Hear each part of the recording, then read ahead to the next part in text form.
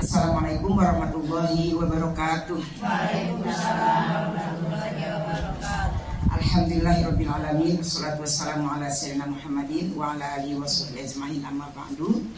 Yang sama-sama kita hormati keluarga besar Bapak Urip Sugiarto, para jamaah sekalian yang dirahmati oleh Allah Subhanahu wa taala.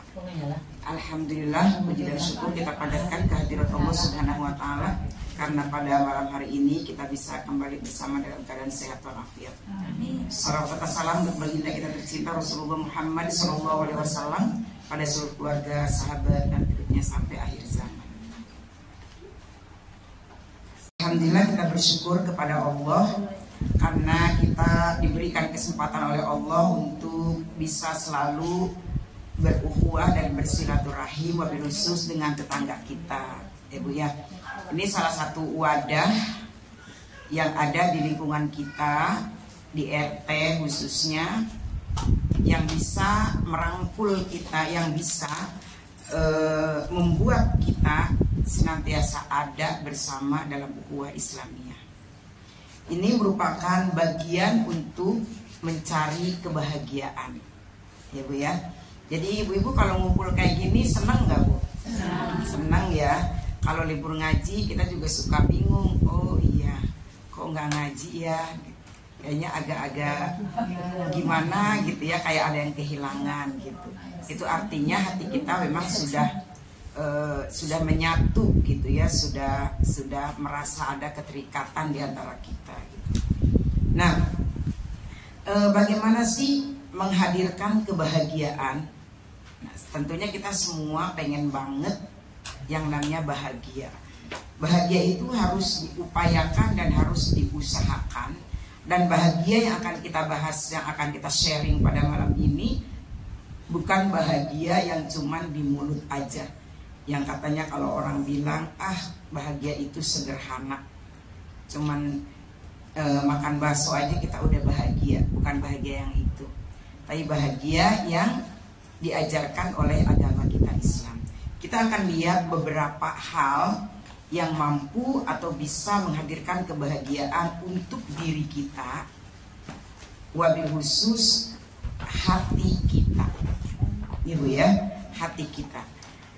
Apa aja sih yang bisa menjadikan sebab atau yang mampu menghadirkan kebahagiaan untuk diri kita? Yang pertama, kita upayakan bisa memenuhi kebutuhan orang lain. Dalam hal ini kita jangan berpikir, waduh, kebutuhan sendiri aja banyak, kan gitu ya Bu ya. Jangan terlalu berpikir terlalu dalam seperti itu. Jangan sampai, waduh, memenuhi kebutuhan orang lain, bayaran anaknya, bayar listriknya, bayar internetnya, bukan segitu juga kali Ibu ya. Tapi kalau ada orang yang memerlukan bantuan kita, sebatas kita mampu membantu, sekemampuan kita tentunya ya, kita bantu. Membantu orang lain meringankan beban orang lain apapun bentuknya, mau dengan tenaga, mau dengan pikiran, ide, saran, nasihat, ataupun sekedar menepuk pundak, menghibur, mensupport, itu bisa menjadi ajang kebahagiaan buat diri kita sendiri. Ketika kita mampu membantu orang, tapi kita menolak membantu dengan dalih, "Udah, gak usah ngerepotin diri sendiri, pura-pura gak tahu aja." Kan sekarang zamannya kayak gitu, bener gak? Kayak kita di jalanan, ya kita juga mungkin serem juga ya kalau ada orang lagi mungkin kesulitan, terus ketika kita bantu justru kita jadi korban gitu ya. Mungkin hal kayak gitu juga serem juga gitu. Tapi kalau misalnya hal-hal yang mampu kita lakukan, kenapa enggak gitu. Ya. Di sini Rasulullah SAW bersabda, "Man nafasa an mu'minin kurbatan min kurabid dunya, nafasallahu anhu kurbatan min kurabi yaumil qiyamah." Barang siapa yang mampu mengurai, barang siapa yang mampu meringankan, barang siapa yang mampu membantu kesulitan kaum muslimin atau mukminin saudara kita yang lain dari kesulitan dunia, maka Allah akan berikan kemudahan dia, atau Allah akan ringankan dia dari kesulitan di yaumil kiamah. Bahkan di beberapa kesempatan Rasulullah juga mengingatkan dan memberikan pelajarannya kepada kita, hatta sampai meringankan, mengangkat beban naik ke atas kendaraannya saja itu luar biasa, termasuk meringankan. Jadi yang kita mampu. Kalau dalam hal bertetangga misalnya apa, Bu? Tetangganya lagi mati lampu. Kita bersyukur kemarin mati lampu udah pada ada PAM ya. Dulu ingat kita waktu belum ada PAM, kalau mati lampu kan heboh semua. Ya, udah mati lampu, udah nggak bisa mandi. Alhamdulillah kemarin mati lampu lama tapi masih bisa mandi. Ya Bu ya. Misalnya ada di sini ada yang belum pakai PAM nggak? Ada. Kemarin mati lampu gimana? Iya, misalnya ada yang lebih enteng aja, lebih gampang contohnya. Mati lampu, terus nggak pasang PAM, torrennya habis. Cicing baik atau jangan cicing baik ngomong. Tetangga nggak salah dong kalau nggak nolong, ya kan? Kalau diem aja gitu kan dikiranya pakai PAM. Kan kita mengira semua di sini tuh pakai PAM semua kan? Ternyata ada yang enggak. Diem aja, dia nggak minta air gitu kan ya. Padahal makan bisa juga minta ngomong, saya nggak pakai PAM, mati lampu, boleh nggak minta air? Oh boleh, silakan aja kayak gitu. Ya, itu kan termasuk meringankan, ya kan? Ya apa yang bisa kita lakukan ya kita lakukan gitu. Ya sebatas kita mampu tentunya gitu. Itu sebetulnya bukan memberikan kebahagiaan buat orang lain yang ditolong sebetulnya kalau hakikatnya. Jadi bukan orang lain yang senang dibantu sama kita. Sebetulnya itu ajang menghadirkan kebahagiaan buat diri kita sendiri. Karena kebahagiaan sejati itu adalah ketika kita mampu memberikan kebahagiaan kepada orang lain. Kalau orang lain bahagia gara-gara kita, itu kita sebetulnya yang berbahagia. Ya, gitu. Orang lain mah cuman terkontaminasi oleh kebahagiaan kita aja. Ya, itu yang pertama. Yang kedua, mengutamakan orang lain daripada dirinya. Tadi ayat yang dibaca oleh Mama Fia, Al-Hasyr surat 59 ayat 9, itu menceritakan tentang kaum muhajirin dan ansor. Ya Bu ya. Tadi Mama Fia sudah membacakan terjemahannya. Itu ayat surat 59 ayat 9 itu menceritakan tentang persaudaraan yang dijalin oleh kaum muhajirin dan ansor. Kaum muhajirin itu adalah kaum kelompok atau golongan yang hijrah, ya ikut hijrah dengan Rasulullah dari Mekah ke Madinah. Kaum ansor itu adalah kaum penolong orang Madinah yang menyambut kedatangan kaum ansor. Mereka dipersaudarakan dengan ukhuwah. Sampai-sampai orang ansor itu pengen banget memberikan segalanya buat kaum muhajirin. Tadi dibaca ya ayatnya ya. Sampai-sampai mereka itu semuanya pengen diserahkan gitu loh. Ya Allah, kasihan kaum muhajirin udah berjuang ya, berhijrah dengan Rasulullah dari Mekah ke Madinah. Di Madinah nggak punya saudara, di Madinah nggak punya tempat tinggal, di Madinah nggak punya pekerjaan, di Madinah nggak punya penghasilan. Nah jadi kaum ansor yang di Madinah itu betul-betul menawarkan kepada mereka itu yang mereka butuhkan, yang kaum muhajirin butuhkan. Butuh rumah, kasih rumah. Mau rumah, pekerjaan dikasih, kehidupan dikasih, apalagi cuma makanan gitu ya. Jadi mereka betul-betul persaudaraan itu persaudaraan yang luar biasa. Kita bisa nggak kayak gitu? Ada orang baru pindah ke RT 5 kita kasih gitu, nih mau tinggal di rumah saya. Enggak juga ya. Ya, sementara belum punya pekerjaan saya kasih dulu ini Kayaknya belum bisa ya seperti itu ya. Iya, dikasih bulanannya gitu apa dan lain sebagainya. Saya dulu yang ngebayarin sekolah anak-anaknya gitu. Saya juga nggak bisa Bu kayak gitu. Ya Bu ya. Nah, tapi lihat yang dicontohkan oleh kaum Muhajirin dan Ansor. Luar biasa. Mereka bersaudara, benar-benar persaudaraan yang lahir dan batin, jasmani dan ruhani. Ditawarkan semuanya, mendahulukan atau mengutamakan orang lain daripada dirinya gitu. Padahal kan kaum Muhajirin dan Ansor itu nggak saling mengenal, ya jauh lagi jaraknya kan, nggak saling mengenal. Itu hanya dipersaudarakan dengan iman dan Islam, ukhuwah seperti itu. Ya. Dan itu buat kaum Ansor membanggakan, menggembirakan, membahagiakan kalau bisa menolong seperti itu. Ya kita nggak seperti kaum Ansor ya, tapi setidaknya mungkin sedikit-sedikit program-program yang ada di lingkungan kita aja dulu lah gitu. Setidaknya kita bisa support, kita bisa angkat, kita bisa kita bisa bantu sebatas kemampuan kita. Dengan tidak mengatakan yang menyakitkan juga itu sudah membantu. Benar nggak Bu? Dengan tidak mengatakan yang menjatuhkan saja itu sudah membantu. Kayak misalnya ada minta-minta, contoh ke rumah kita. Dengan kita menolak dengan tolakan yang baik juga itu sudah meringankan.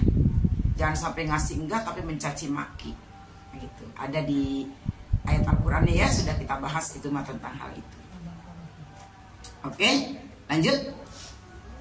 Mengucapkan selamat pada saat-saat yang tepat. Mengucapkan selamat pada saat-saat yang tepat. Misalnya apa? Ada yang melahirkan.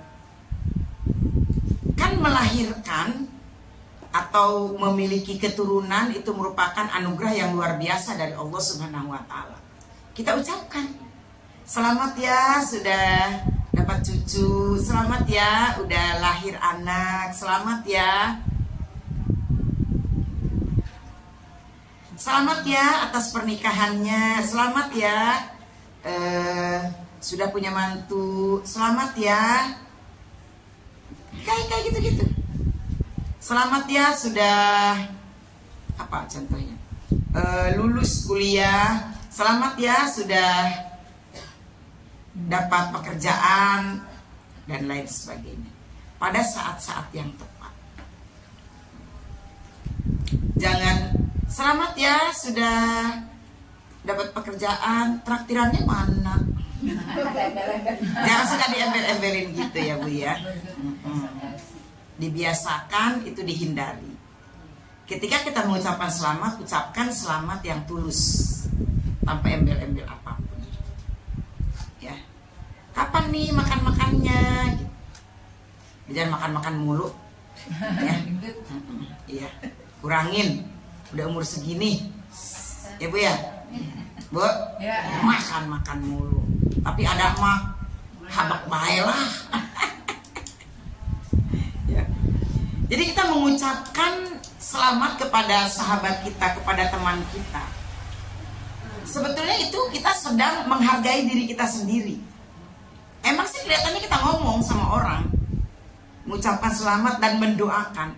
Sebetulnya kita sedang menghargai diri kita sendiri. Kenapa? Dengan kita menghormati orang lain, dengan kita menghargai orang lain, itu artinya kita sedang menghargai diri kita sendiri.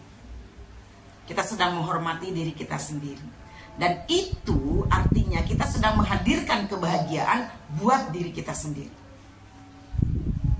Ya Bu ya. Sebaliknya Bu,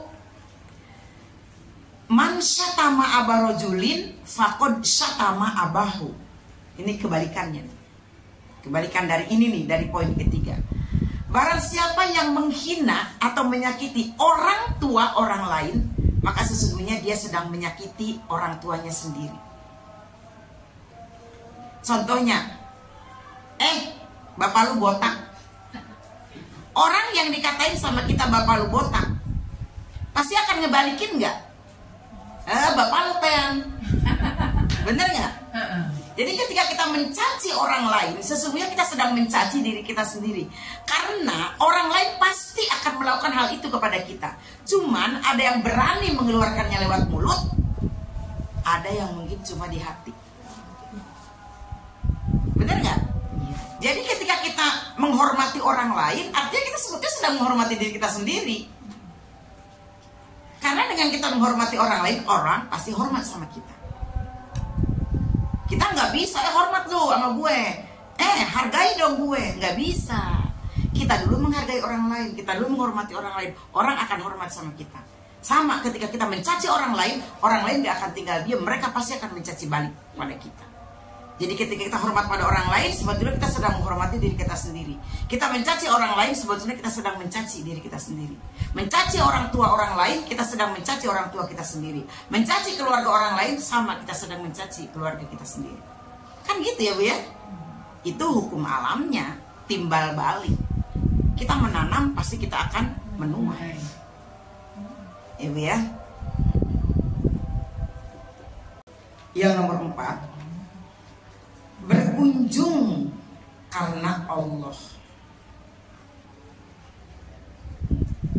Karena silaturahim itu merupakan ajaran yang mendasar bagi kita umat Islam, maka harus dilandasi silaturahim itu, kunjungan itu karena Allah, supaya menjadikan kebaikan dan pahala untuk kita semua.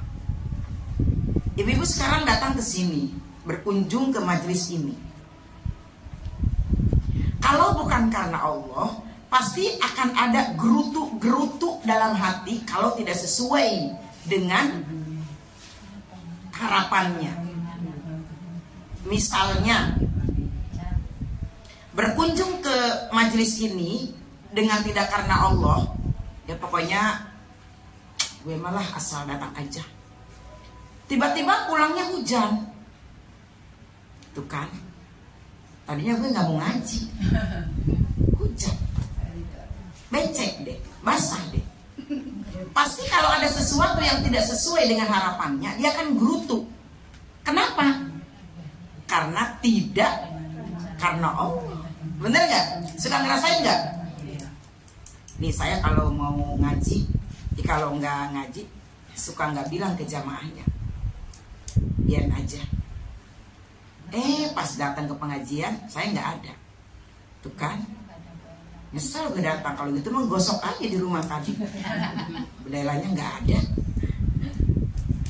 Itu berkunjungnya bukan karena Allah. Kalau karena Allah mah masa bodoh, ada atau nggak ada, ya kan? Tetap aja langkahnya dinilai oleh Allah. Nah, itu yang kayak gitu tuh sering bikin kita kecewa. Dan orang kalau kecewa bahagia nggak? Enggak. Tapi kalau berkunjungnya itu dilandasi karena Allah, kemanapun, mau ke majelis ilmu kah, mau bersilaturahim kah, mau kondangan kah, mau arisan kah, mau apapun, kalau dilandasi karena Allah pasti akan senang. Mau dapat kek enggak kek arisannya, senang. Mau ada guru kek, mau nggak ada guru di majelis, senang. Itu bahagia jadinya. Itu hal yang biasa kan kita hadapin kan. Tapi kadang kita suka merusak hati kita juga dengan tidak menerapkan lillahnya, dengan tidak karena Allah. Ya, hujan. Ya, nggak ada gurunya. Ya, yang datang dikit. Ya, nah, mana bahagia kalau kayak begitu. Ya, tapi kalau lillah, insya Allah. Jadi niatkan kalau kita mau kemana saja, apalagi berkunjungnya ke rumah Allah ya Bu ya, seperti saudara-saudara kita sekarang. Makanya diawalinya dengan walillahi 'alan nasi hijjul bait. Harus karena Allah. Kalau nggak karena Allah, di sononya tawaf capek, sa'i capek, giran ketemu makanan yang nggak sesuai ngomel. Kenapa? Karena enggak lillah. Jadi berkunjung kemanapun, dalam rangka apapun, yang penting baik, semua harus lillah karena Allah. Kita akan bahagia, senang aja gitu. Datang ke sini seneng nggak Bu? Senang. Benar. Ya. Bukan karena udah disampaikan materi ini. Tadi ada yang salah niat nggak dari rumah? Ya. Insya Allah enggak ya. Niatnya lillah. Insya Allah. Nomor 5. Bagaimana menghadirkan kebahagiaan yang nomor 5? Bu, Ya. lihat mukanya Bu. Ibu suka ngaca nggak? Iya. Iya. Nggak punya kaca. Di rumah saya banyak kaca. Bu, upayakan nih muka kita nih,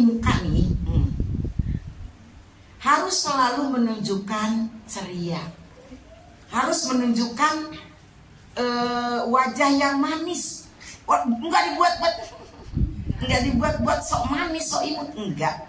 Pokoknya keluarkan ketulusan dari wajah kita ini, ketulusan hati yang benar.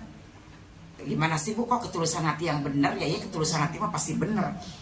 Maksudnya wajah yang selalu ceria kalau ketemu orang, wajah yang selalu menunjukkan bahagia kalau ketemu orang, wajah yang selalu menunjukkan ya pokoknya yang enak lah dilihat gitu. Bukan berarti make upnya harus tebal, lipstiknya harus tebal, enggak. Tapi setidaknya kalau ketemu orang itu Mbok ya menunjukkan senyum. Sembunyiin dulu. Iya, sembunyiin dulu lukanya, sembunyiin dulu laparnya, sembunyiin dulu sakitnya, sembunyiin dulu gondoknya gitu. Benar. Ya. Kenapa muka itu saya sering menyampaikan bahwa wajah kita itu etalase. Ingat kan? Etalase. Etalase itu kan kalau di toko itu kan kita ngelihat etalasenya. Wah, di etalasenya nih bagus nih, ya kan? Oh, barang-barangnya ada ini nih. Oh iya. Orang kalau ngelihat kita bukan ngelihat saldo kita dulu. Benar nggak Bu? Bukan ngelihat bagaimana di belakang kita makannya, bagaimana kehidupannya, bagaimana keluarganya, bagaimana. Enggak, lihat mukanya kita dulu nih. Mana mukanya? Mukanya dulu yang kita tunjukkan pada orang. Setiap kita ketemu siapapun, yang kita tunjukkan ke orang itu mukanya dulu. Sebelum kita cerita, mungkin perusahaan kita ada 29, ternak kita ada 120. Sebelum kita cerita yang itu, orang menilai dari muka kita dulu. Iya kan Bu? Iya. Penting Bu, muka itu. Jadi jangan pernah berpikiran emang dia make casingnya manyun begitu, emang dia make casingnya jutek gitu. Orang jutek juga kalau senyum kan manis, bener gak Bu? Iya kan? Kan ada orang jutek, tapi kalau senyum pasti juteknya akan hilang gitu.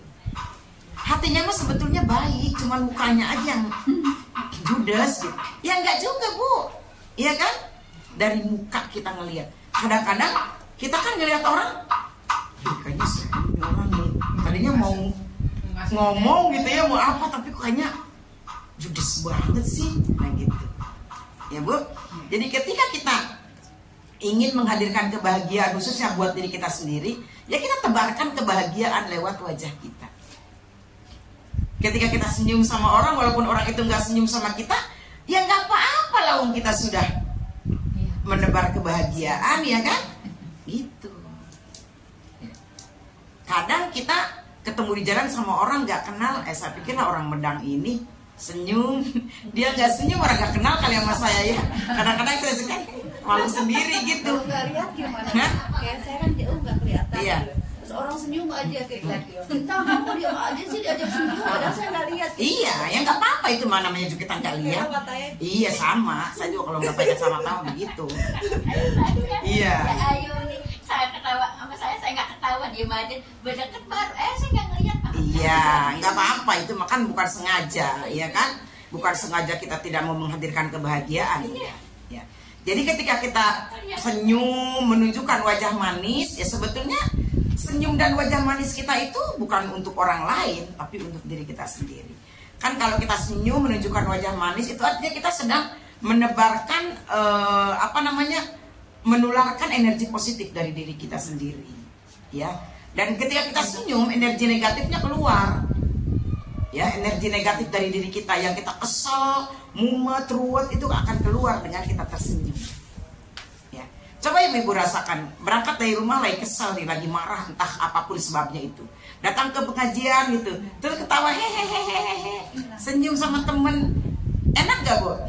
Enak, fresh gitu, ya. Itu kayak gitu tuh. Kalau udah fresh, udah enak, ya otomatis kita bahagia kan? Itu. Emang belum disebut ininya ya? Berwajah ceria dan berseri ketika berjumpa dengan orang lain. Ya. Rasulullah SAW bersabda tentang hal ini, tentang nomor 5 tadi. Kalian jangan menganggap remeh kebaikan yang kecil. Kata Rasulullah, kalian jangan menganggap remeh kebaikan. Jadi kebaikan itu jangan dianggap remeh, walaupun kalian cuma sekedar tersenyum dengan saudara kalian atau menunjukkan wajah yang manis. Itu tersenyum dan menunjukkan wajah yang manis itu, kata Rasulullah, jangan dianggap remeh. La tahrikonna, jangan dianggap remeh. Itu merupakan kebaikan. Selain merupakan kebaikan, itu juga menghadirkan kebahagiaan buat diri kita.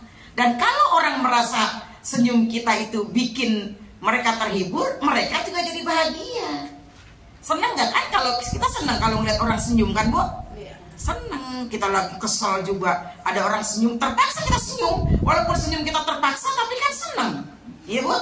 Kalau ngeliat orang senyum sama kita, padahal kita lagi gondok, kita lagi kesal misalnya, kesal sama anak, kesal sama siapa, ada orang senyum sama kita, kita terpaksa tersenyum. Nah, kita terkontaminasi kebahagiaan itu, kita jadi bahagia juga. Yang nomor 6, bagaimana cara menghadirkan kebahagiaan yang nomor 6? Menjenguk orang sakit.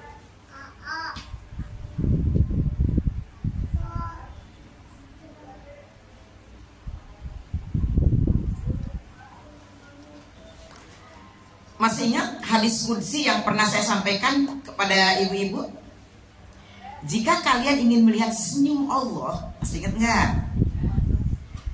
Jika kalian ingin melihat senyum Allah, maka kalian harus datang kepada 2 tempat. Ini hadis qudsi ya Allah yang bersabda lewat lisan Nabi Muhammad. Kemana? Pertama, datang kepada orang yang lapar. Ketika engkau datang kepada orang yang lapar, terus kemudian engkau mengenyangkannya, menjadikan dia kenyang, kemudian orang itu tersenyum, yang tadinya lapar, itulah senyum aku. Itu tempat yang pertama. Yang kedua, datang ke tempat orang sakit. Ketika kita menjenguk orang sakit, terus kemudian kedatangan kita membuat dia tersenyum, senang kan kalau ditengokin ya Bu ya? Yang sakit itu senyum. Itulah senyum aku. Itu. Jadi kalau kita ingin ngelihat senyum Allah, datang ke tempat tadi ya, tempat orang yang lapar, tapi nggak cuma datang doang, ya, harus bikin dia kenyang. Dia senyum, itu senyum Allah.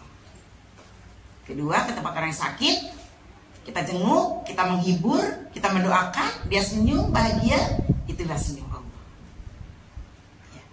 Jadi kalau kita punya kesempatan, kalau punya waktu luang, menjenguk orang sakit, itu mampu menghadirkan kebahagiaan buat diri kita sendiri yang menjenguk dan buat yang dijenguk.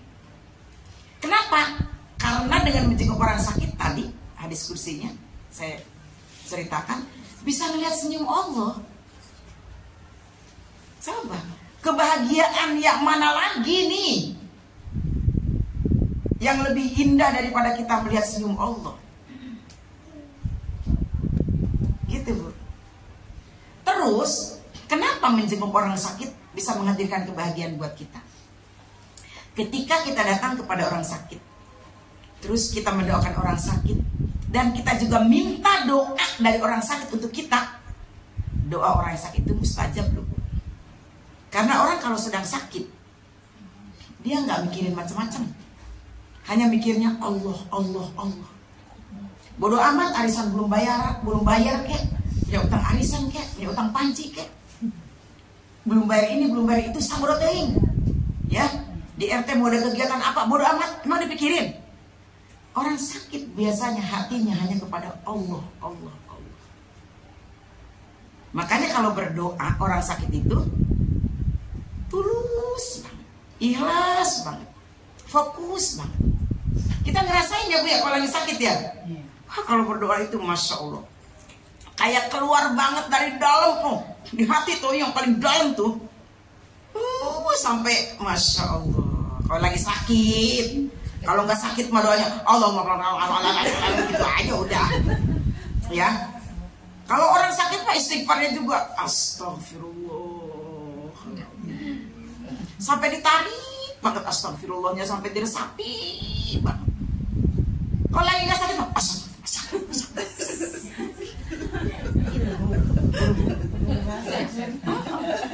bener kan Bu? Iya. Jadi menjenguk orang sakit itu bukan cuma sekedar bukan cuma sekedar program PKK ya atau program pengajian, bukan. Tapi buat kita umat Islam di situ ada banyak kebaikan. Ya, kebaikan dari Allah Subhanahu wa taala yang akan Allah berikan kepada kita dan kepada si sakit itu sendiri. Ya. Gitu. Jadi usahakan jika kita tidak kemana-mana, jika kita luang, ikut aja. Ya. Nomor 7, memenuhi undangan.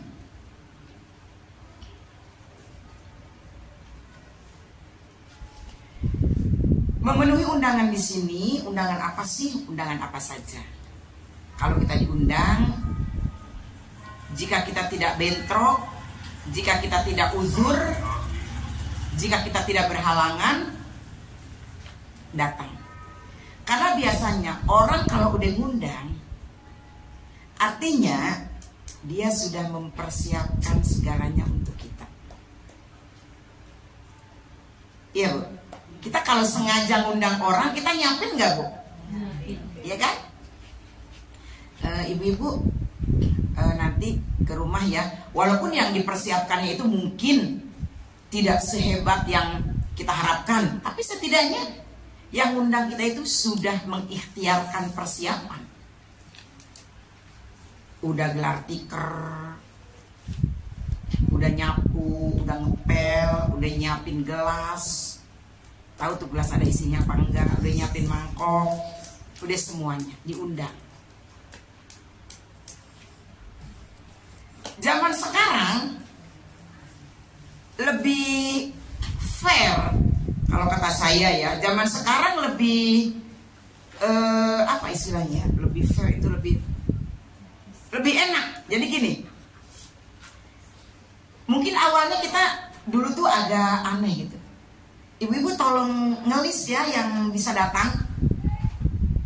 Sebetulnya itu ada baiknya Bu, ada baiknya. Ini saya ingin mencoba menjelaskan juga karena ada beberapa yang salah tafsir dengan ngelis kehadiran. Positifnya Bu, dengan ngelis kehadiran artinya kita yang mau datang itu mengupayakan semaksimal mungkin kita emang gak hadir, bukan pura-pura mau hadir. Misalnya gini, mau datang nggak? Insya Allah datang. Padahal dalam hatinya dia niat nggak datang. Kalau orang yang ngundang udah ngitung kan, oh iya nanti yang datang sekian nih, kan gitu ya. Tapi dengan ngelis, kita memastikan diri nih yang mau datang nih, kita memastikan diri dengan kata-kata insya Allah, tapi meyakinkan diri kita akan hadir. Ya. Dan bagi yang mengundang, list itu penting supaya tidak ya. Kalau mubazir sih mungkin enggak. Yang paling ditakutkan itu kurang. Ya.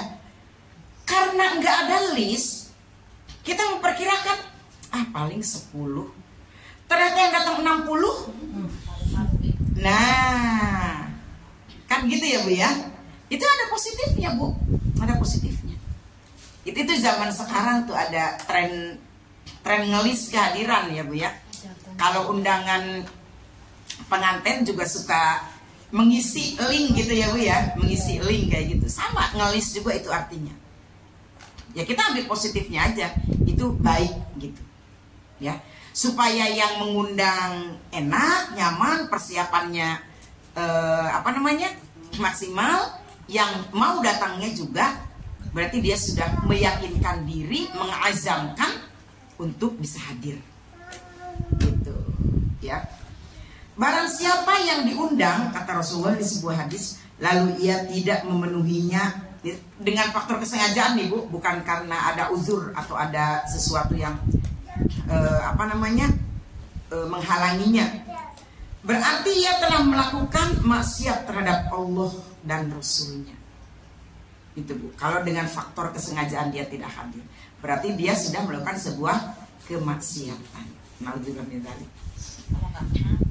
Kenapa? Nggak kenal kan? Dia undang nggak? Berarti dia kenal. Pandangan kata orang. Berarti dia kenal gitu kan ya? Kadang-kadang memang nggak. Iya betul. Itu tuh banyak ya yang seperti itu gitu. Zaman awal-awal kita di Medang Lesari ini dulu mah ya, kenal nggak kenal undangan gitu. Undangan kemana aja zaman dulu mah tuh? Iya di RT. Iya kan pakai permen ngundangnya dulu. Pakai permen, pakai kopi gitu ya. Lanjut ya Bu ya. Bagaimana sih cara kita menghadirkan kebahagiaan yang nomor berikutnya? Nomor 8. Menjamu makan.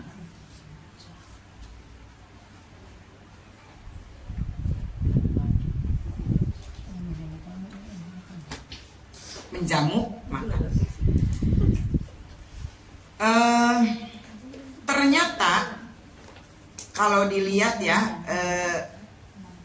di antara para sahabat Rasulullah gitu, kalau dilihat dari kisahnya itu, beliau-beliau itu sering mengundang makan gitu. Kalau kita lihat kisah-kisahnya, sahabat mengundang makan sahabat yang lain, Rasulullah diundang makan oleh pejabat yang lain, Rasulullah diundang makan oleh sahabat, Rasulullah juga mengundang makan sahabat gitu ya. Jadi budaya makan bersama itu memang satu rahmat, satu keberkahan ya. Saya juga mungkin pernah menceritakan kepada ibu-ibu, Sayyidina Abu Bakar kalau makan membuka pintunya kan, menunggu orang lewat. Buat apa? Diajak makan. Dia diablak-ablakin nih pintunya nih kalau makan nih. Diablakin pintu. Jadi kalau ada orang lewat, dia nggak makan dulu, menunggu ada teman buat makan. Nanti yang lewat, ada orang lewat, ayo makan, dia baru makan. Kalau kita tutup itu pagar tutup, pintu tutup. Nanti ada orang lewat nggak enak, ya kan? Kalau kita gitu kan, tutup nggak enak kita. Ya kalau ngajak makan cuma segini. Tapi kalau kita baca sejarah-sejarah beliau-beliau, mereka nggak pernah takut, nggak kebagian gitu loh. Karena memang Rasul katakan makanan untuk 2 orang cukup untuk 4 orang, 4 orang cukup untuk 8 orang, 8 orang juga, kayak gitu. Berkah, saking berkahnya, ya Bu ya, saking berkahnya.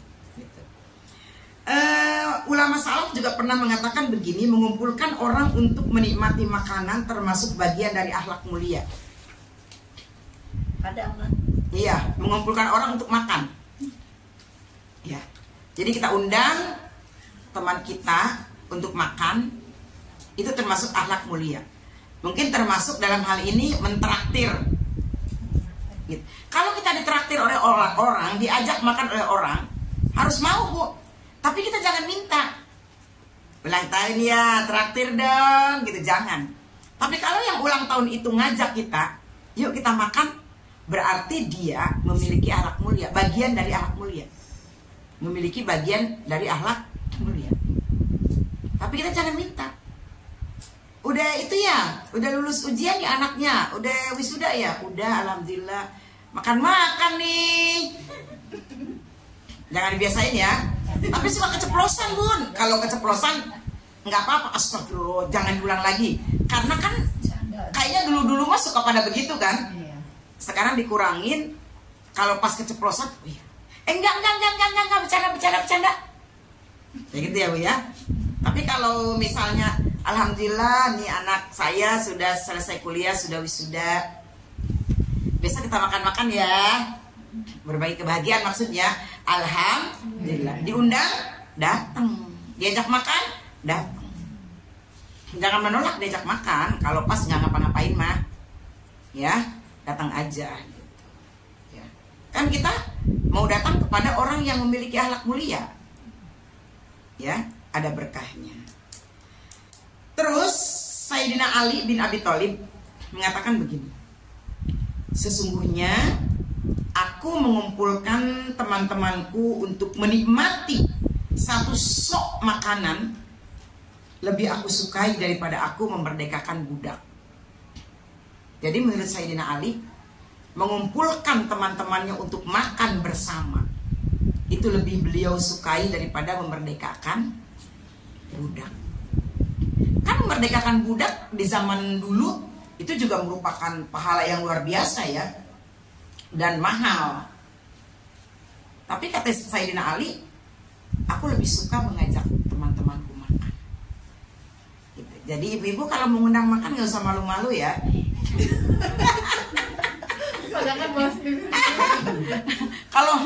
Kalau pandangan makan bawa masing-masing ya, itu bukan ngundang namanya. Itu patungan ya. Kalau mengundang itu artinya orang itu tinggal datang gitu ya. Ya seperti itu ya. Jadi itulah 8 hal yang insya Allah bisa menghadirkan kebahagiaan buat kita nih. Walaupun kelihatan oleh kasat mata kita orang yang bahagia, ya kan?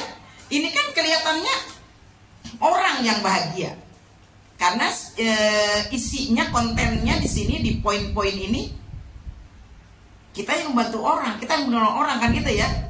Orang melulu yang menerima, tapi sesungguhnya pada hakikatnya ini ajang kita menghadirkan kebahagiaan buat diri kita.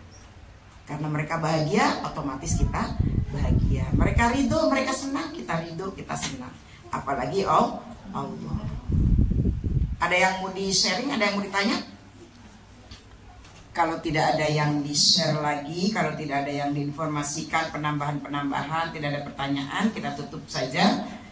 Semoga pertemuan kita menjadi pertemuan yang diridhoi Allah Subhanahu wa taala, membawa kebahagiaan kepada kita, keberkahan lahir dan batin, dunia dan akhirat.